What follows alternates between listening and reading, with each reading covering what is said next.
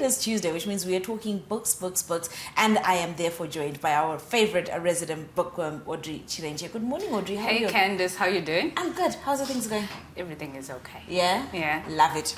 You decided you were going to do this like full time now, didn't you? The book thing, Yeah. Yeah. Yes. Do you not get tired of books in your space? No, so now my caption is I read, write, and speak for a living. I love it. But so I had someone say to me the other day, I enjoy reading, but I'm experiencing what they termed book fatigue. Is there such a thing?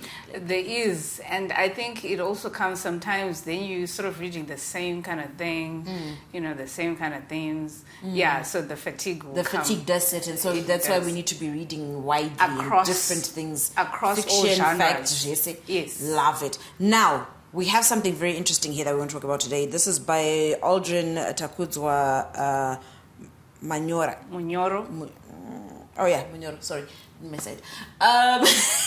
Shadows of Solace. Now that's a very interesting sounding title in itself. It is, and even the way he wrote the book, it's quite interesting. So maybe let me talk about his background, then it will make sense. Aldreen is a 26-year-old guy based in South Africa, but from here. He's got a degree in quantity surveying, and then he's also a certified life coach. Okay. He's got 3 other books prior to this one, and this is a poetry anthology, But he takes, I think, his coaching experience, and then at the beginning of every chapter, he sort of writes an introduction where it's written in prose, it's not poetry, and then he's giving us some insights, life lessons on self-discovery, development, etc. Then he digs into the poems. Right. That's it. I love that. So what I've discovered as we've gone through the weeks and talking about the different authors is it's shown me that this being a writer is actually very versatile. You don't have to strictly be a one-dimensional individual for you to be a really good writer. I mean, you're saying he's a quantity surveyor. For me, quantity surveying, writing, completely, but when you then sit down and you think of the nitty-gritties of what goes into it, you'll find there's similarities in every single sphere of life that we could possibly be in, and putting that experience down on paper is always very interesting. Definitely. And I mean, with him, initially when I was talking to him about this review, he would be like, between this time I'll be on site. So he actually also works in the industry, but here he is doing life coaching, and now he's an author. I think maybe also a glimpse into his background. He says he lost his father when he was very young, and then his mother raised 5 kids on her own. Wow. So I think from that background, he's a very sensitive, very insightful person, and hence we have this book now. And shout out to all the mothers who are out there doing stuff and making sure that we are functional human beings as we go out there, and of course often bringing out amazing individuals. Now, so Shadows of Solace, that you're talking about, and this is not a new topic to us. We've talked about self-discovery before, and we've kind of delved into the bits and pieces that go with it. But tell me the perspective that he comes at it from. Okay, so you find in the one chapter he's talking about just life and discovering yourself, what you're about. And yes, like you said, we've spoken about it, whereby everything begins with just embracing yourself.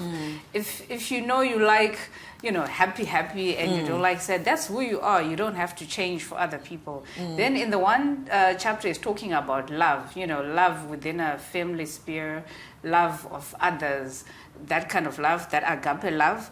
Then in another chapter is now talking about that romantic type of love, dwelling most on the unrequited love, that it reminds me of Shakespeare back in school, unrequited love, where someone loves someone and then they're not loved back.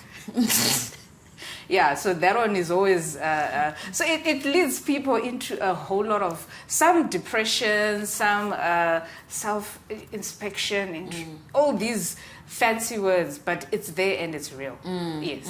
Now, I was going through, of course, the what's it called? The one that the synopsis. No, not the synopsis. The one with the titles of each chapters and what. Table of contents. Yeah, that one. What we call it is right there. So chapter 3 is fleeting vulnerability. Now already I think I have an idea of what that's about. but it's not an area that as human beings we like to be open about. We don't like to deem ourselves as vulnerable. We don't like to allow other people to have the upper hand over us, which is what we deem vulnerability to be. How does he tackle this one? He tackles it. I was reminded of this one TEDx talk where this woman, she's a professor, and she dedicated 6 years of researching on vulnerability. So it's a topic that most people don't want to talk about, like you say. But when you actually, like I'll say, embrace, because when you embrace yourself, you're looking at the bad and the good about yourself. So you're making yourself vulnerable. So even with love, if you're going to love another person, you have to be vulnerable and put yourself out there. And then the risk is, will they accept you as you are or not? Yeah. But it's actually something, if anything is going to be real in any relationship, family, school, business, I don't know, there has to be a level of vulnerability to it. Absolutely. And the other thing with vulnerability is I cannot be empathetic to you if I cannot be empathetic to myself. And that in itself is a new level of vulnerability that we haven't quite looked at. But being able to be vulnerable first to me before I'm vulnerable to anybody else kind of opens up that space where I can actually say, you know what, I know where my shortcomings are. I know what I need to fix. And therefore, I can identify it in Audrey and say, oh, Audrey, I know what you're dealing with. But until you're in that space, you can't be as empathetic to anybody else, can you? 100%. And that word empathy, we need a lot of it. We need to be kind to each other. I mean, the world is going through a lot of other things already. So if we're not empathetic to one another, then who are we? What are we becoming? Absolutely. We lose all sense of humanity entirely. Exactly. Audrey, what stood out for you in this book?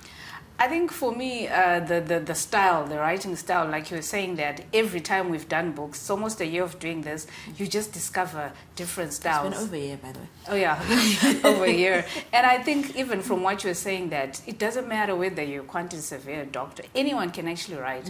And then they need to stay true to themselves. And then that's when the story becomes authentic. Yeah. Absolutely. Who's reading this? Everyone, the youth, even the older generation, everyone must read this book, because we just, at any stage of your life, you can rediscover yourself and rediscover your purpose. Yes. Where do we find it? You won't be happy, but for now. And I was really waiting. My face was like, is she gonna say it? Is it there? Could it be? So it's available direct from the author in South Africa and here in Zimbabwe, and it's going for 13 rand? No, 250 rand and $13. But it's not yet on Amazon. So Aldreen, Candice wants you to put. Yeah, please, can we sort that out? Sort it out. I mean, really, we want to be able to reach a lot more people. And I think some of these lessons are very important. Like you said, anybody should be reading this entirely. But also, can we get more? It's just getting our local authors also. You never know who's going to approach you and say, oh, let's have a collaboration. Would you like to be part of this anthology? And they are in Australia, they're in the United Kingdom, they're in Tokyo, they're in Paris, why are we limiting ourselves to? Okay, I could rant on and on and on. But also, just to say, I think this opportunity that you gave our authors, it's great. Like, he's in South Africa, but Zim, we've got another author coming up in the next weeks. She's in the US, but she's written a book for children. Debele and Shona was... Wow. Yeah, so it's very interesting that the authors have the space. Yeah, no, we love having them here and spreading the gospel of reading local. For me, that's a big thing. Audrey, thank you for joining us. Thank you, Candice. We'll see Have you a again great one. next week. Awesome. Konapo, ipapo pa ZTN Prime, DSTV channel 294, the place to be.